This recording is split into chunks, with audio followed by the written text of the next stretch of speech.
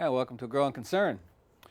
We're going to talk a little bit about, actually, we're going to talk a lot about the move to get, it may not be a totally living wage, but at least $15 an hour will get folks down that road anyway. Like we were talking about a minute ago, the entry level person in this country makes like $1 to 450 or something like that. That is being brought in by the CEOs and the corporate heads. And we're going to talk a little bit about that whole process. Just recently, there was rallies all over town and all over the country having to do with this subject. And we're bringing in Heidi Cypress, who's with the 15 Now PDX. There's a 15now.org, which is the national, and then the local is 15 Now PDX. But Heidi, welcome to the program. Thank you for having me here, Jim. All right, I want to do a shout out to, which I have done many times, to Jamie Partridge, who set this up, because he's ubiquitous. He's everywhere, and he's in touch with everybody, and he finds great guests, and he did so again tonight, and I want to thank him for that. But Heidi, I really don't know where to start. Were you involved, I guess, with the organizing this week here in town? Yeah, I participated in action. I believe it was 2 days ago. It was a short action, but I believe there were national actions taking place on the same day. 14th, I think it was. Correct. So that was downtown in O'Brien Park. Brought a good cross-section of folks organizing around this. These 15 Now organizing actions bring out a lot of different people. It's really a coalition of different organizations, because a lot of us realize that we need to do cross-movement building, and a lot of us understand the intersectional nature of the work that we do. So we can't just talk about having a living fair wage without talking about racism and poverty, and and talking about the working class people, and talking about corporate corruption. A lot of those things are part of the struggle. It's all the package. Exactly. It's what is oppressing. All those need to be resisted, and they can't really be resisted like putting out a fire here and a fire there and a fire there, and it needs to be done. And it's a group, and that's what these coalitions are about, I take it. Yeah, and like you said, putting out fires I would compare that to mobilizing actions, which are actually very useful to kind of leverage people's momentum and excitement around an issue. But really, what you need is people to be in organizations to get into long-term struggle and start understanding and have some analysis and study history and have those conversations. And that's, to me, where the real organizing work happens, which then makes your mobilizing actions really vibrant and successful, because you have a rooted analysis and understanding of what's actually at play in the system. It's not just about 15 Now. People wanting $15 an hour is just a manifestation of this capitalist system that values certain labor above other people's labor, and tells those of us that are working class people just to work a little harder when we're some of the hardest working folks in society, right? But we're told we don't need to make that much money, or that we're too greedy. And, that's just not right when it comes down to the end of the day, because the system is very dehumanizing, and it tells people, well, don't ask for any more than you're already getting, and that should be enough. We're constantly told that in the mainstream media. Thank goodness for shows like this, where we can explore the ideas and actually talk about the issues in a way that they're not being talked about, that are useful to working class people. And myself, one of the reasons why you wanted me to come on the show is because I am a single parent. My daughter is now in her first year of college. However, I've been a single parent for 18 plus years on making less than $14 an hour. So I understand the struggle very well, but I also have an analysis, and being a committed socialist, that helps me understand that there's a corrupt system that's at work that doesn't want us to want more than $15 an hour, that we're just supposed to take crumbs and just take it and, go work your job and don't bother us, basically, is what we're supposed to be doing. So Longer chains, bigger cages. Exactly. Is what's going on with that. Well, what you laid out there, we got our show laid out. We just got to fill in the blanks there. Exactly. And so maybe this isn't what you want to do long term, but you're basically deciding to work within capitalism, at least for now. No, I think of myself as I'm not for reform. I'm for socialism all the way. However, I'm a realist, and I understand that what's in place right now is the capitalist system. So I don't believe the system can be transformed. It's a corrupt system. It always has been. It always will. From the very beginnings of the system, all of those things were built in. Racism, corruption, inequality is built within the capitalist structure. So if you really want to transform society, we have to look at a different system. But this is what we have right now. And it's going to take a long, that's why I say when people in organizations, they can come together and start to transform their thinking and start to influence people. Because what's not happening is there's not enough people in organizations to do the long-term commitment struggle. And actually, I'll go back to what you said, like, actually, I will do this for the rest of my life, because that 18-year struggle I had as a single parent, if I can benefit other folks with the struggle that I had and encourage, one of the reasons why I'm on the show, I feel today, is because there may be some single parents that are watching the show and they need some encouragement. Before I became a committed socialist, I thought everything was always, my fault. I just couldn't get ahead. I just didn't work hard enough, fast enough, until I understood that there was a system at play. And, basically the deck is stacked against you if you come from a certain type of background, right? Or if you're a woman in the system, or if you're a person of color, right?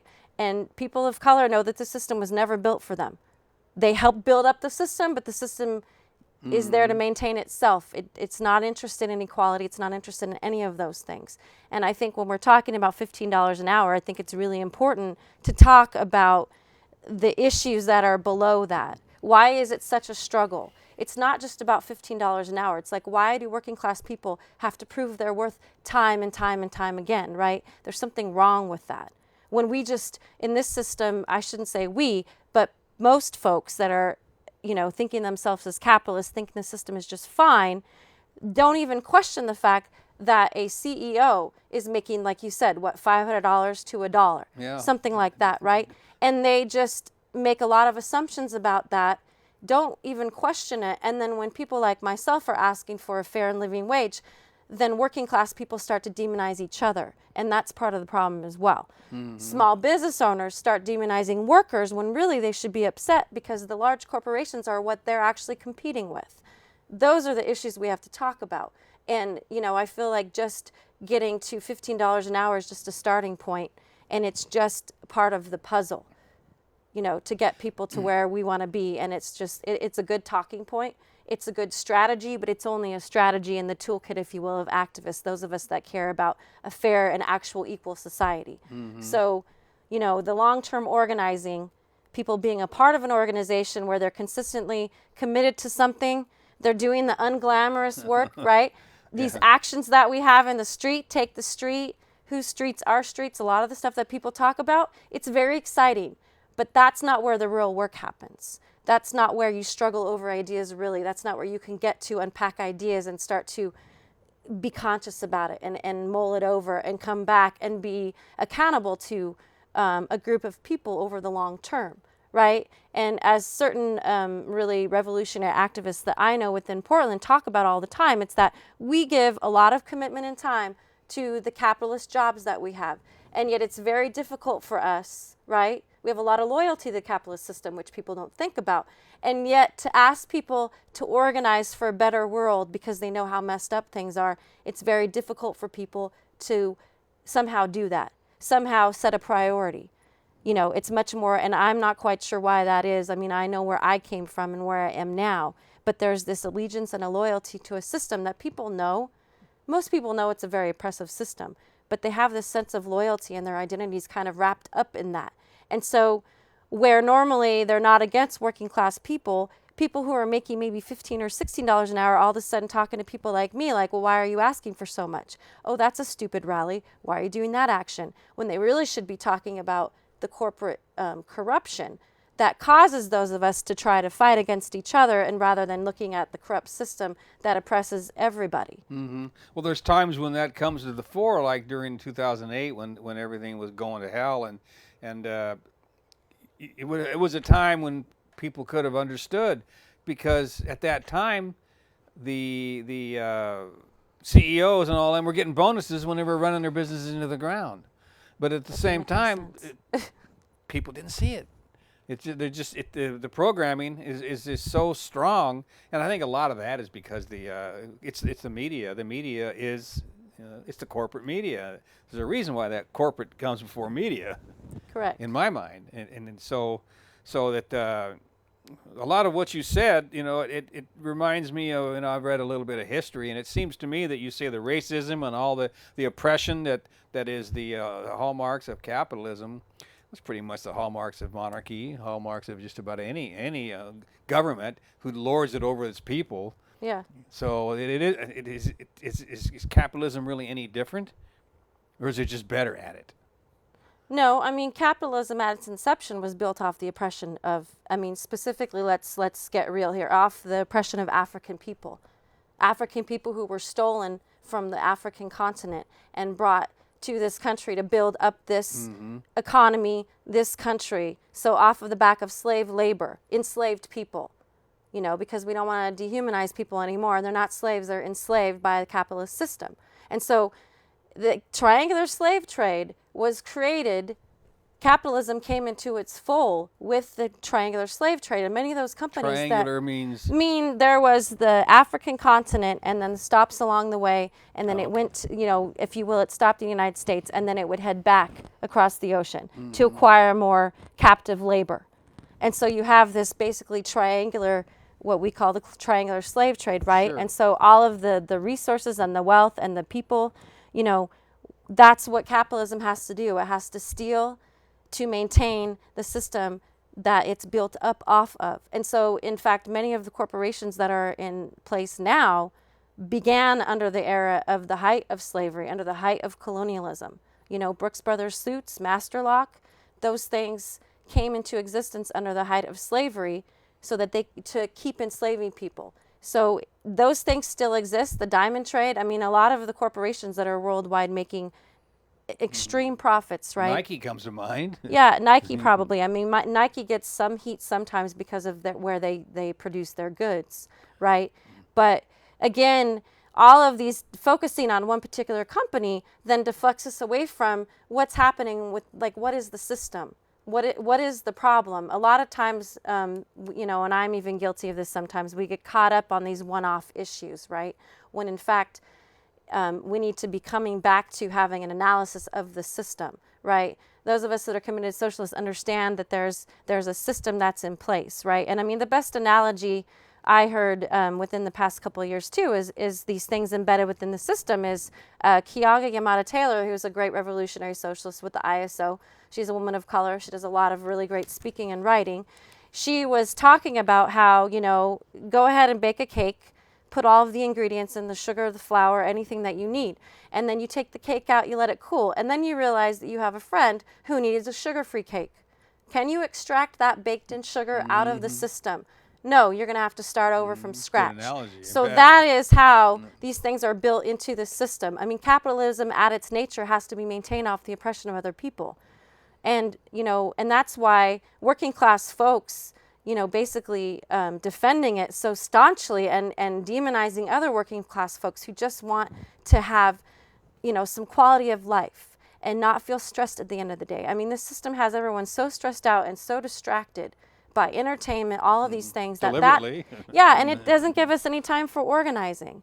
And so that's why it takes a while. That's why I said being an organization, you then start to learn how to orientate your life around that. And that's when things will probably start to change, when you see people en masse starting to actually organize together and we help each other understand it. And it really, for me, going back to my own personal struggle, when I was introduced to the ideas of socialism and started to come around, I began with the International Socialist Organization, the ISO, at the PSU branch. I started to understand and had an analysis of the system, because I, as a single parent in this system, in the mainstream media, single parents, especially women, we don't ever really talk about men, right? We don't talk about single parent men. We mostly focus on the women. They're demoralized, they're dehumanized, they're stressed out. Like at the end of the day, after you've worked 12 hours, 8 to 12 hours, whatever it is, on a very low wage, you have to go home and take care of your kids. And then maybe you turn on the news to release some stress, just to check on what's going on. And then you see people like the Koch brothers and other folks who have a vested interest in this capitalist system demonizing people like me, saying, oh, they're asking for too much. Oh, it's those people on welfare, right, that are the problem. They're sucking all of the resources. They need to work more. Exactly. Yeah. We should just work a little harder. And, you know, I'll give myself some credit right now. I don't know anyone that knows me in my whole entire adult life, or even anyone that knows how I raised my daughter, that would say I was a lazy person or I didn't work hard enough. And again, like the fact that I feel like I have to defend myself, right, in this system, that's a problem, because I understand that it's not about me working a little bit harder. It's that this corrupt system just doesn't have space for people like myself who actually have an analysis and an understanding of the way the system works, right? So even though, yes, we're talking about 15 now, I think getting to the root of these issues, why this is so important, and it'll be a victory when all across the United States and even across the world, people get $15 an hour just to start with. But that's only the beginning. And I think this struggle actually demonstrates and is a manifestation of the way that this system is. And so it gives a lot of us who, I mean, this struggle is very personal for me.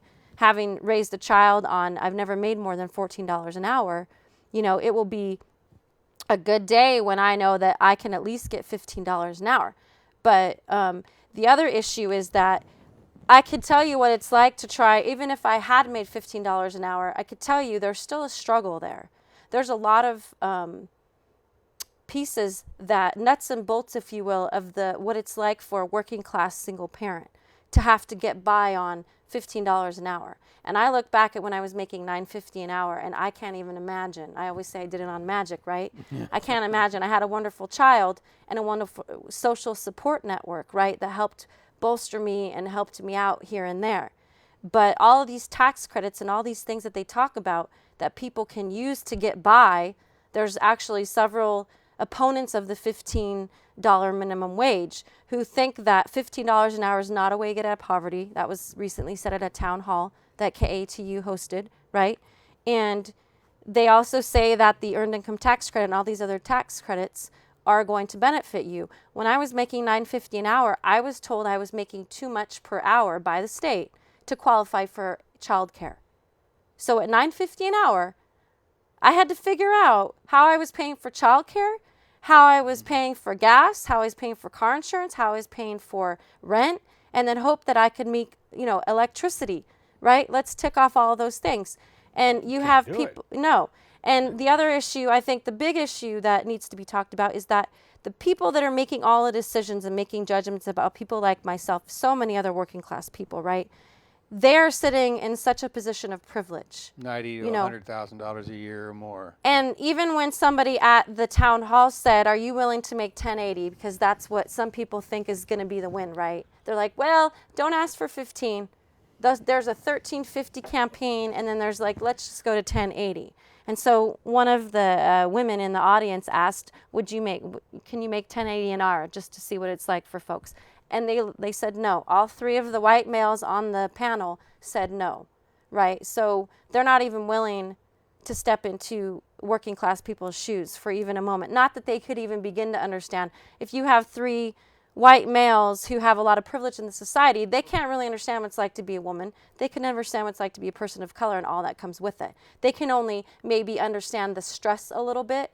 I think officials here in the state of Oregon, was it Kulingoski, that said, hey, give me food stamps for a month. Let me see if I can live off of that. I think it was. I never heard what came of that, though. Yeah, but the thing is that he knew he had an out, right? Yeah. He knew that he could go back, and he had a bank account probably with a couple $100,000, and he didn't. It's a great step, right? It's great to show, like, he thought he was showing solidarity, but it's not really when you don't have anything to fall back on. And you're constantly that. How many Americans are like wondering if they're like from paycheck to paycheck? I don't even have the numbers. I bet it's very, very high. One or two paychecks from being homeless. Exactly. And so, I mean, I'll get real for just a second. I remember being in tears when my boss cut one shift, because that one shift, I was making $14 an hour. One shift out of a paycheck meant that I wasn't going to even be able to pay my power bill. I had to decide between power, food, or my rent. Obviously, rent had to come first because I couldn't be on the street, right? And then I'd have a whole nother struggle. So these are the challenges that even that little action that that person took had something to fall back on. when those of us that are in this struggle day to day don't have that. And then we're told, just work a little harder. You know, I had one child. I had a good social safety network of emotional support and financial support, even sometimes if I needed it. And I also started to become conscious around political issues. And so that helped bolster me a little bit. But there's I think there's 2 million single parent moms going to school who probably, even half of them, don't have what I had. They have several children, you know. Then we can get into the whole issue, like those women are told, like, well, you just couldn't keep your man, or like, what's wrong with you? It's always put back on the women. And I think this is the other reason why it's important to have, women speaking up about this topic, is because they're not really talked too much, right? Our voices and what's really the concerns that we have is really not being put forward in the way that it should. And I have to give 15 Now PDX a lot of credit for that, because they are starting to understand that. Jamie understands that. He has a lot of, women in arms comrades, if you will, who he appreciates and respects, and he understands that, sometimes he needs to put other people ahead of himself, and that's very socialist of him, and that's very humanizing. And so, like, we have a lot of folks doing this work that understand that that's really important. So that is very important. That it wasn't that long ago. It just seems like it's just a matter of a very few years that there was a scream for a living wage in Portland at $10 an hour. And so here, just a few years later, we're looking at 15. And, you were talking about how this is going to be nationwide at $15 an hour. But by the time that happens nationwide, 15 will be where 10 was just a few years ago. And so the $15 an hour is very arbitrary. yeah, And maybe in Louisiana, $15 an hour might give you a fairly decent living. But here in Portland, with the rents going up the way they are, I just heard that they're building places now with a studio is like $1,200-$1,300 a month. I can't even imagine. And then that's you're making at $10 an hour is what, $400 a week, $1,600, $1,200 maybe take home. You couldn't even pay your rent. No, So, and it's good that you're bringing that up, because there's a lot of different pieces to this argument and parts to the nuts and bolts, like I said, of people that are living on less than $15 an hour. And actually, we never get to the point where we talk about, so what does it look like to have bills and have to pay for all of these things on less than 15, right? I only ever made up to $14 an hour. And I will say that was at a small business. I worked for 2 large companies and never got made $14 an hour. So I would say in Beaverton and some of the outerlying areas, there's a lot of small businesses that are paying pretty good wages. So back to the point, though, about what it takes to live on that, it's really not that much, because, my rent was what, $690. Electricity is about $75 a month. Well, those days are over. Yeah, those days are over. If you pay for a bus pass, that's up to $100 a month. $100, yeah. You look at food. I mean, I'm saying conservatively, try to buy food for at least $150, $200, right? Like it sounds like a lot, but it's really not when you start buying, stocking up for your house, and right? cooking meals that you can Exactly. freeze and save. And, Exactly. You have to get really savvy. Like, Yeah. Single moms are very creative. I'm telling Oh, you I right know. now, you have to do a lot of things to try and survive and to maintain some kind of dignity, right? Sure. And so when you start adding up, if you have a car insurance, rent, if you have a child, you've got costs, for school costs or whatever it is. And then, life just happens. Your car breaks down, at $15 an hour, I can imagine, like, you're just one really paycheck away from disaster if you don't have anything sitting in the bank that you can fall back on. And talk about savings, like, I don't even know what that is, because even when I started to save money, I would have to dig into that savings. And so that's the other thing, is people talk about, like, getting out of poverty, right? But the thing is that it's almost impossible, right?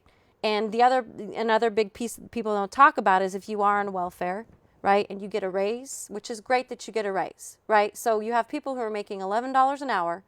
Maybe it does go up to 15, and they're currently getting food stamps, right? So there's a whole lot of judgment about that, but let's just talk about the nuts and bolts of that. Once they hit 15, and I know this for a fact, those food folks are going to stamps. get kicked off of food stamps. And if you have 2 kids and you're a single parent and you are getting about $350 to $400, you get $0 the next month. They don't even give you any time to adjust for that. you then are actually going to have to put more out in food than you get in your raise. So then you're back. So all of these pieces, which every time I share that with somebody, they usually stop and scratch their head. They usually stop and think about it, right? Having those conversations with people so they can start to understand, like, oh, it's really not that much. It's a starting point. But that doesn't mean that you shouldn't pay people a fair living wage. You know, the gentleman at the, and I use that word very loosely, and I don't really want to use it generously. The gentleman at the town hall basically was saying, like, you should just learn how to manage your poverty wages. If you could manage your poverty wages a little bit better, then you'd be doing fine, and you just shouldn't be asking for the money, you know. And so that, you know, all of these things I think are parts of this struggle that are not being talked about. And at the end of the day, everybody wants dignity and respect. And when you're going to talk to people one-on-one, then you can start that conversation, right? And they can start to understand, you know, hopefully anyone that's watching this is going to hear some points that I've made from my single parent working class perspective, that no one has spoken to their struggle. Nobody's voicing that concern and humanizing that struggle for them, and they don't have to feel so bad. I mean, it's a very stressful thing to have to do. And then to know how people look at you, you know, constantly. Oh, why aren't you married? Oh, you know, all these judgments that people make on top of just trying to struggle, and then being told, oh, don't ask for 15.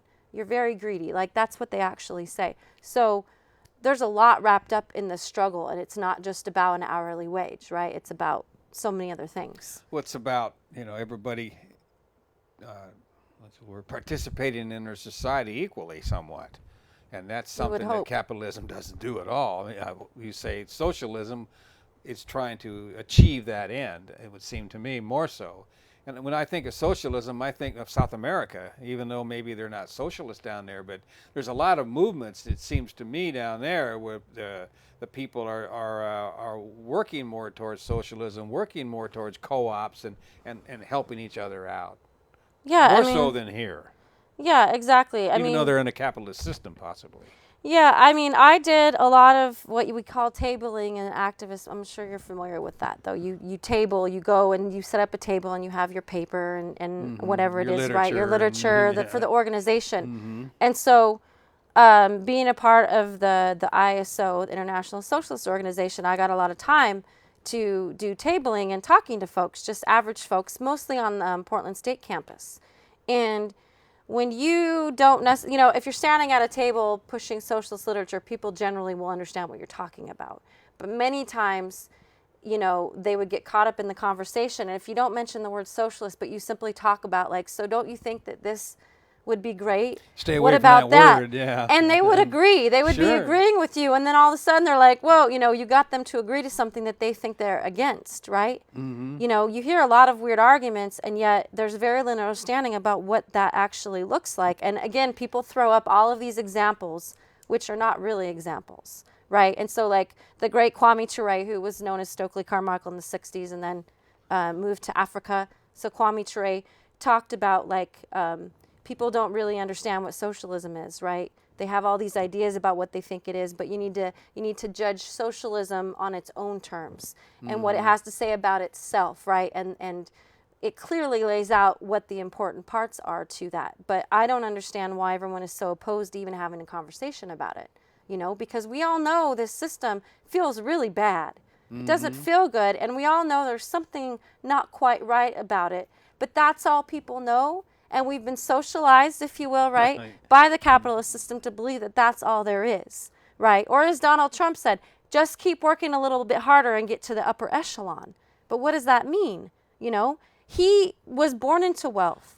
A lot of those gentlemen, again, using that term very loosely, that's what they always say to us. Oh, just work a little harder. But they were born into that wealth. They were born into economic privilege, you know. They have white male privilege. That's the majority of the folks talking about it. The Koch brothers, the people from Walmart, all of these large corporations. And as long as they can demonize working people, they deflect away from the issues at hand. And it's that corrupt corporate model that they've so successfully reproduced over and over and over. And it's almost like we don't even use the word capitalism, and it's the system that we live under, right? Like that's what's in place You here. don't hear it very often. No, and you so like don't. it's almost like the elephant in the room that's oppressing everybody and stepping on them, but we don't actually know what it's called. It would be like, right, a large elephant sitting on top of you oppressing you, but you don't know what is that? Like I don't know what that is, right? And it's I kind can of feel strange. the weight, but that's it. Yeah, I can feel the weight of it, but I don't have a name for it. Yeah. So You know, when Jamie was on, he was able to come on and talk about this a while back. I've had trouble getting folks to come on and talk about it, but a lot of time it's because I don't try to get somebody until the last minute, which is what happened this time. But he only could come on for half an hour, and as soon as he got off the air, we got some phone calls, and somebody asked that, which to me cut to the heart of the issue, is a small business. $15 an hour, you know, you could fill in whatever small business there is.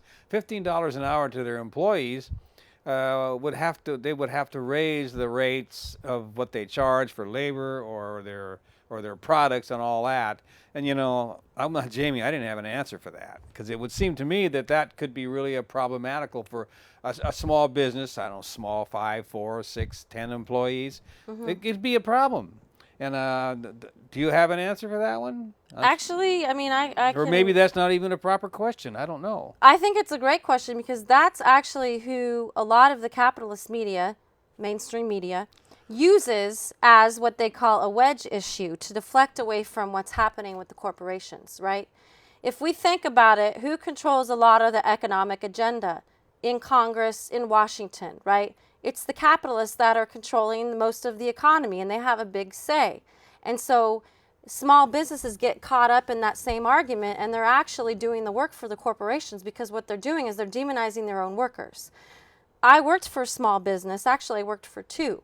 And I never made more. I worked for Starbucks, and I never made more than $10 an hour. And I worked for two small businesses, which I won't name just for anonymity's sake. However, I made more per hour at those two small businesses than I ever did working for a large corporation.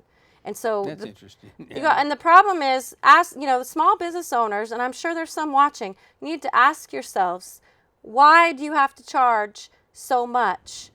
And you're competing with a corporation that charges so little. We need to ask, why does that corporation not have to charge as much as the small business? Small businesses generally are trying to take care of their people because they value loyalty, right? They see, this is the thing, in a large corporation, you don't ever see the CEO. Rarely, if ever. They don't even know their name. In a small business, I worked for one that had about 30 people, another one that had about 15 people. They knew my name. They knew my daughter's name. They knew about my school. They accommodated my work schedule. When they gave me more raises than I ever received at a large corporate job, right? And so, again, going back to why is a small business having to compete with a large corporate model? You know, large corporations have a lot of resources, but including government subsidies. Exactly. Which is a lot of it. Exactly. You know, the reason why a small business has to charge more is because they're taking care of their people, right? So they should get some credit for that. But what they're doing is they're demonizing working class people. I wish The I'd people- had that answer Yeah, when I called the in. people that they actually need that make their business run are the people that they're demonizing when they really should be deflecting back to the corporation. The large corporations can charge so little because why? Because where they're getting their supplies from. The supply chain. A lot of them are corruptly taking resources from Africa, from the Middle East, from all these places where they've got tax shelters, they got offshore this, offshore that, right? And they can pull resources, they can steal them, they can do these free trade zones, which we could have a whole show on that. We've And done so, a few. Yeah, and so they're getting the components of what is being made, where they're not paying the workers hardly anything. And so they're able to hardly charge anything. So who are the small business owners in competition with? They're actually in competition with the large corporation, and they're never going to win. They can't compete with that, right? But they have to drop their prices to compete with. A small business has to drop their price to compete with a Walmart, right? So you have Target or Walmart where you can buy some aspirin, say, right? Let's just take aspirin. Everybody uses aspirin, ibuprofen. You can go to Target, buy it very cheaply. But what if you went to a local pharmacy and you can get it? You can put money back into the local economy. A lot of people are starting to shift back to a small business. And so that's why I think that actually small business owners and working class people should be banding together. It's really strange for me to watch these small business owners. They're actually working against their own best interest. Because having been in two small businesses, I can tell you there's a sense of loyalty and community that doesn't happen at a large corporation. When I worked for those other two large companies, I never felt a sense of community. And the other thing is, with the shift to people, we talk about buying local. Let's take Portland, for instance. There's a big shift to that, right? And so, They're trying, yeah. yeah, when you work in a small business environment where your manager knows your name, you can go and ask for, like, hey, my child's sick, can I go home? No paid sick leave, but they're a little more flexible because they know your name. They see you every day. You can go into their office. You can talk to them. You don't get that at a corporation. They, in turn, usually, and I was one of them, would then try to shop local if I could. So small business owners should actually be banding together with workers to make the argument for them and help them understand that it's better for all of us. And who's making it more difficult for small businesses to make money?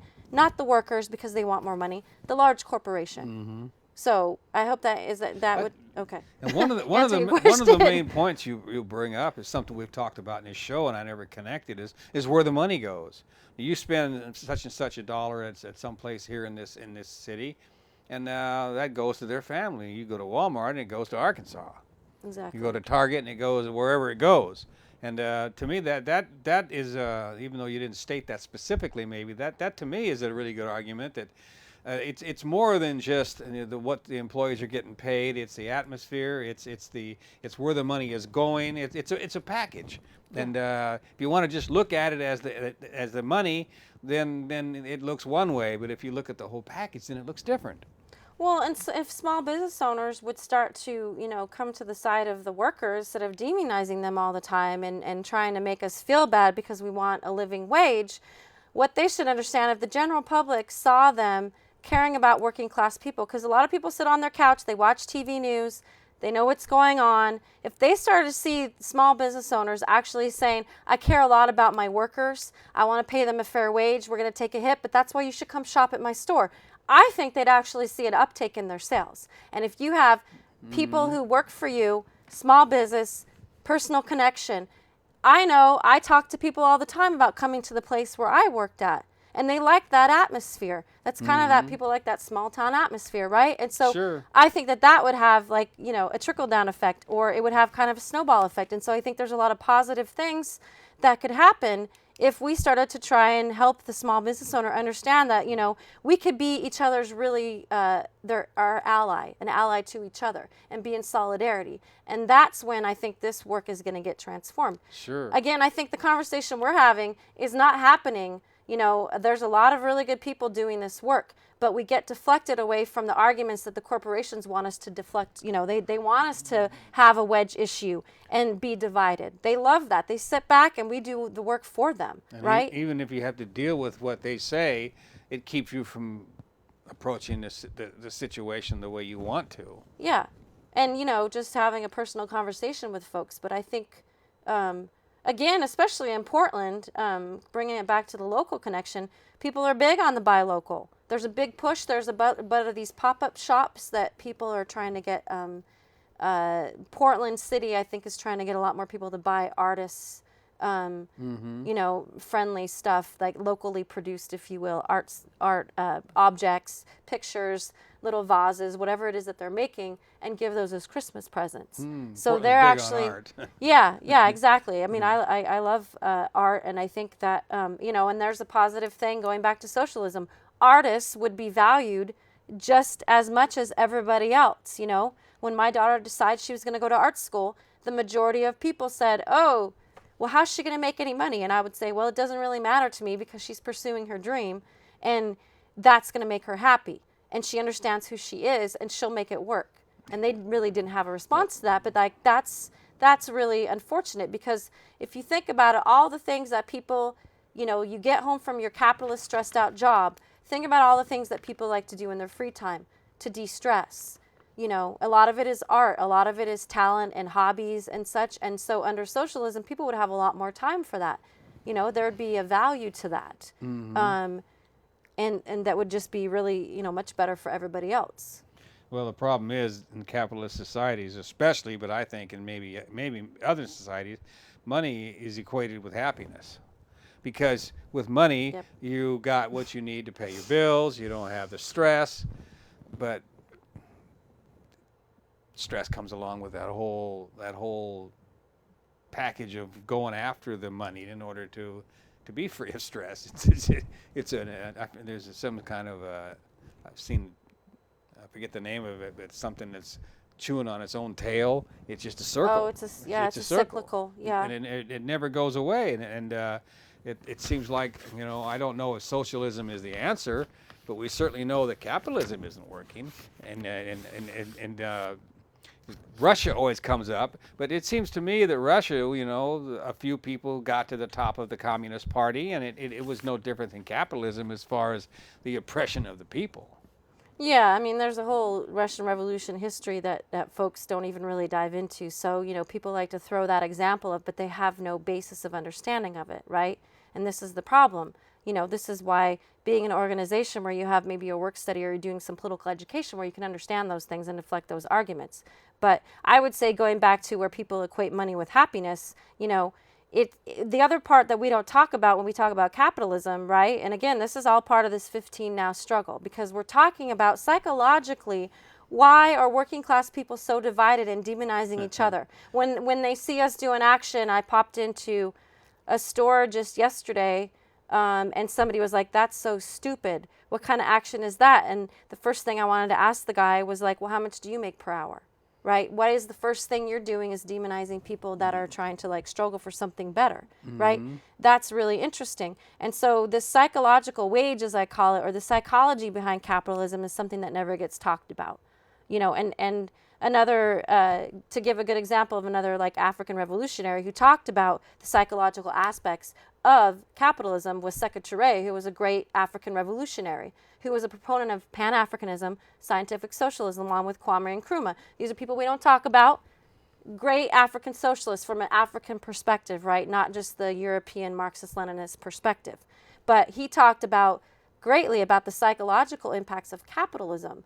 And so I think that that's all embedded in why we have to struggle so hard against each other. Why do we struggle so hard? Why can't we even see that the corporations are sitting back and we're doing the work for them? It's because that psychology that tells us money equals happiness. But I think if you talk to a lot of people and you ask them what they really value, that whole thing, if your house was on fire, right, what would you grab? People say their pictures. They generally don't say their checkbook. They don't say, "I'm going to go grab my hordes of cash," right? Their pets.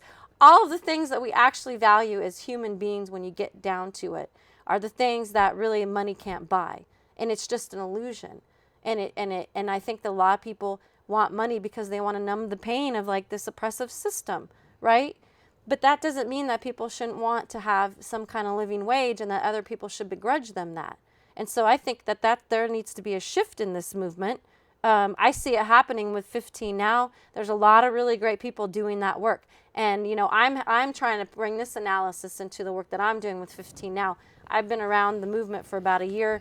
I took some time out. I was involved about a year ago, coming back into it with a fresh perspective and understanding that we need to be having these conversations so that we can have these conversations with working class people. If you overhear somebody on the max, if you're at your job, people are denigrating it, then you can step in and start to put a positive spin or give a little bit of analysis on that, right? Do that kind of work. And, God, I lost my train of thought there. $15 an hour is a living wage, and it seems to me, didn't our city council pass something that says that anybody doing business with Portland has to pay their workers $15 an hour? I believe that was passed. However, I don't have the particular information on that. I think there was something along the lines. I know city workers, I believe. Something like that, yeah. They get $15 an hour, and so it seems like it's moving in that direction here. Although it didn't. I think when Jamie was here, we talked about Seattle, L.A., and San Francisco have already done that. But their cost of living, even though we're catching up pretty fast, is a lot higher there. So I don't know if $15 an hour. I don't think in San Francisco you can you can support even yourself, let alone a child or a family on $15 an hour. Well, the cost so of it's pretty living, arbitrary. Yeah, I mean the cost of living has increased, except wages have been stagnant, right? Since the 70s, really. Yeah, and so when people talk about we're being greedy or whatever, it's we're just trying to pay our bills, and that's really not enough at the end of the day. And again, it's still what it is. It's a tactic, right? It's just a tactic to get to a better world. Because if I sat down and actually looked at the budget of what it would take to actually pay the bills, not have to move things around, if you will. Okay, well, I guess I can put off paying the water bill, right? This is real talk. I know folks out there understand what I'm saying. Sure, and you certainly wouldn't have money for cable or internet. I mean, yeah, which I don't even have. My daughter did not grow up with cable. She watched PBS Kids. That's what she grew up with. She was just fine, right? And she's probably better for it too. Yeah, as well. I mean, she's a hard worker. And so, it's just the nuts and the bolts of what a budget looks like. And we don't talk about that either. So I think when we start actually connecting what the movement is to people's struggle, they get it. Actually, if you really sit down and have a conversation with somebody, they really get it. And when they have to look you in the eye, that's sometimes a little harder for them to kind of like get around the issue or demonize people face to face. I know Sure. people like to get online and say all kinds of stuff, but we need to be addressing people's struggle where they're at. And then it won't be so hard to win the political argument, if you will, and helping people understand that, right? And, several other folks in this town who do really good revolutionary activist work also say that the history is made by the masses of the people, right? So, in fact, it's because working class people are getting involved and pushing and have these demands that these businesses and these cities are starting to understand they have to do it, because that's how things actually move. It's the unglamorous day-to-day organizing. I keep talking about that, but it's so important. The unglamorous day-to-day organizing, following through, doing your reading, meeting with people. Networking. Yeah, I mean, this is the whole thing too. We're so consistent with our capitalist jobs. We have so much follow through. We're so good at chilling for the corporation and doing what we're supposed to do as a good little worker, right? But then when it comes to organizing with our people, whatever your people are, there's not a lot of follow through. Sometimes the work isn't exciting. People don't follow up with people. A lot of that gets kind of falls through the cracks. It's sort of like, so why are we giving so much energy to that, and yet not so much energy to the things that you actually do care about? I mean, I was watching sports with my partner the other day, and I was thinking, all those people in the stands, all that energy they give to a sports team, they have all this allegiance, and yet they're not getting any of the money. They're paying, $50, $60 a ticket, and they have all this energy for that. But if we could transform that and get people to see and have there's so much energy. So really, if we're completely honest, it's a priorities problem. Sure. It's not that, I don't think that small businesses would take that big of a hit. Because if they started putting workers first and it got out to the community, the money would come to them. People would start shopping there. They have a priorities problem that they've allowed these large corporations to pull them into their argument and start demonizing workers and working class people. I've often said that the reason why the governments are screwed up and the corporations were able to take over was because people weren't conducting themselves as a community. If when Starbucks moved into a neighborhood, if people didn't start going to them, but they kept going to the ma and pa coffee shop on their corner, that wouldn't have happened. But if they didn't, they went to Starbucks, ma and pa got pushed out. And it's always the fact that people don't stand up for themselves or each other. That this happens. And we've got 10 minutes left here. You say you go out. We need to talk to people about these issues. Do you, as a socialist, or you as a 15 Now member or whatever, do you talk to unions? Because most unions are making quite a bit of money already. And so, do you deal with unions at all? I haven't personally dealt with unions, but I have several people in my life who work for the union and are close to the union and are doing that work. We do need to relate to the unions more, but as I have only so much time and energy, I'm trying to focus my energy, into making sure that women and especially single parents' voice who struggle so hard with so little, that is part of the dialogue. And so there's other folks that are doing the work, working with the unions. We can always get better. I can always learn more about how the union operates, but there's only so much time. So. Well, so this has been an interesting subject to me. I've often thought about it. Like I was saying earlier, I've always thought about bringing in someone to talk about socialism and someone to talk about capitalism, and maybe get somebody together, to talk, and like I said, bring in maybe somebody to speak about anarchism, because anarchism to me just seems like it's very socialistic. I mean, it is. I'll be honest, in this town in Portland, and I've had experience being around a lot of the socialist organizers, the organizations themselves, and a lot of the anarchists. And I know a lot of them have a lot of respect. My daughter came into her own as a revolutionary act, as if you will, in the anarchist community. So I take it very personally when people denigrate that community. However, there's some shortcomings, and it's usually a people problem, right? Because if you look at the tenets of anarchism, I believe that it was Howard Zinn who said that, and a few other folks, folks that were writing about democracy and the people's history of the United States, talked about basically socialism will get us to anarchism, or these things will get us to this certain point, because not having any bureaucratic structure, not having a power imposed upon you, is a really no bosses. Yeah, no bosses, right? That's the Yeah. idea behind anarchism. And I don't claim to have a whole lot of understanding of like the nuts and bolts of anarchy. I understand it, but at the same time, where they're not really for organization, I understand that organization is very important. And I'm talking about socialist organization, right? Community organizing, coalition building, right? Even in this town, my critique has been in interacting with a lot of the socialist organizations is they're sometimes a little too busy talking about their differences so much that they forget what the larger project is. So I would say that that's really important, and that comes down to being in a solid organization and being able to help people focus back on, okay, so what is the issue? Do we want to spend more time talking about the corrupt corporate structure and how capitalism operates for us to not talk about it? Or are we going to denigrate more folks that are trying to be in the struggle with us, right? Like again, it's all about a fair and equitable society. That's a tough word to say. And I hope that, like I said, I hope some small business owners have been watching this conversation and they will rethink the way that they've been going about, don't demonize the very people that work for you and make your business thrive.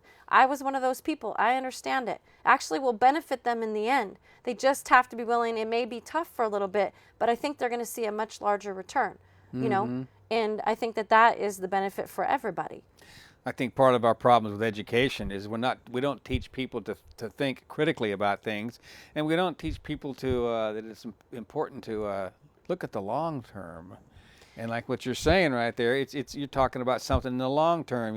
You might be losing a little customers or whatever in the beginning, but if you do things the way we're talking about, with give them the wage and conduct yourself as a community within your workplace, it'll turn around. But people don't think to look at the long term. It seems like to me, we all want it all right now. You're sick, pop a pill. I mean, you want something to drink, turn the corner and pull into a coffee shop, and there you are. It's all immediate gratification, and that goes against a lot of what we're trying to do. Yeah, that's the thing. That's the double-edged sword with social media too. It's great that people have all this access. You can connect with people on Facebook. When Tahrir Square was happening, right, in Egypt, or if there's something happening in Oakland, or something's happening down on the border, right? Yeah, what's happening in Paris? People can get on Facebook. They can get on Twitter.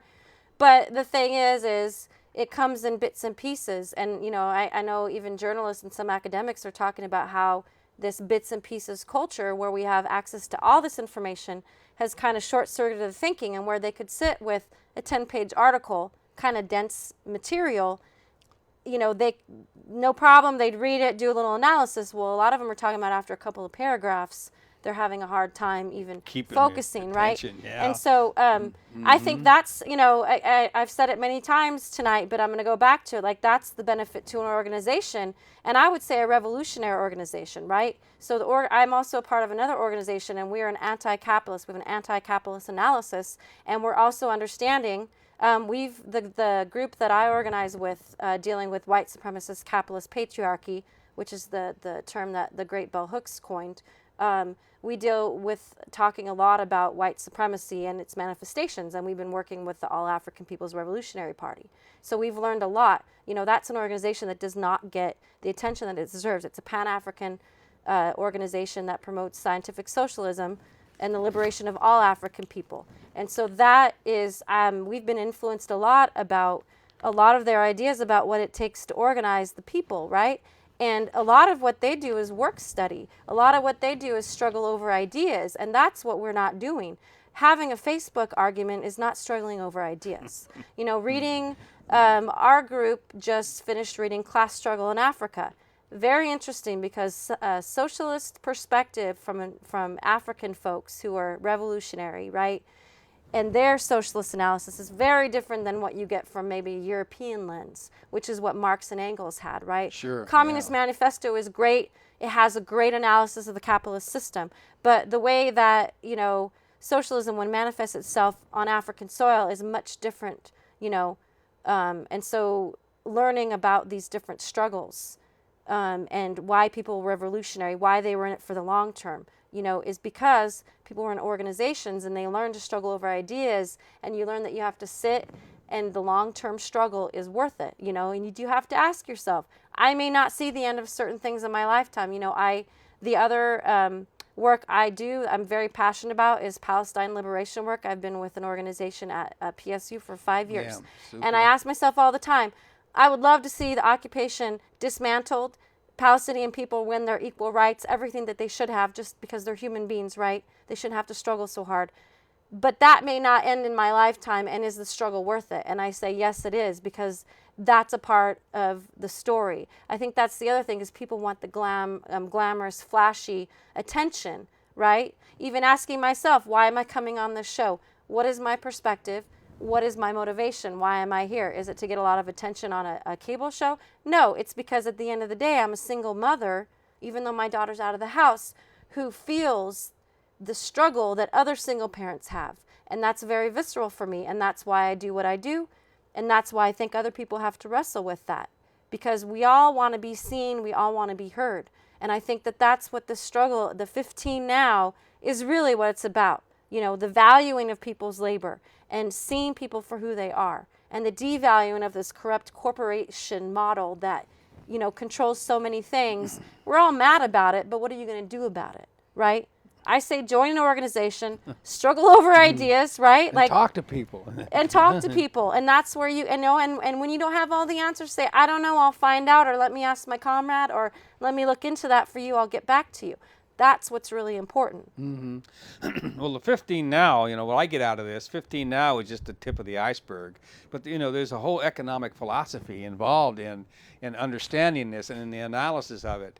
And, you know, most folks aren't going to want to take the time to do that right away. That's true. But it's obvious that the 15 Now is important to people, for people to, you know, try to make ends meet. And I think that is going to resonate, and it is. It's getting, you know, we've got 30 seconds left. It's getting corporate news a little bit. They covered that, so it's getting the message out, and I think it's a successful way to do things.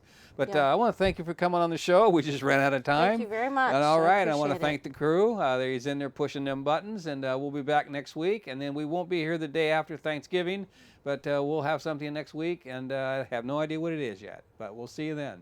Good night for now.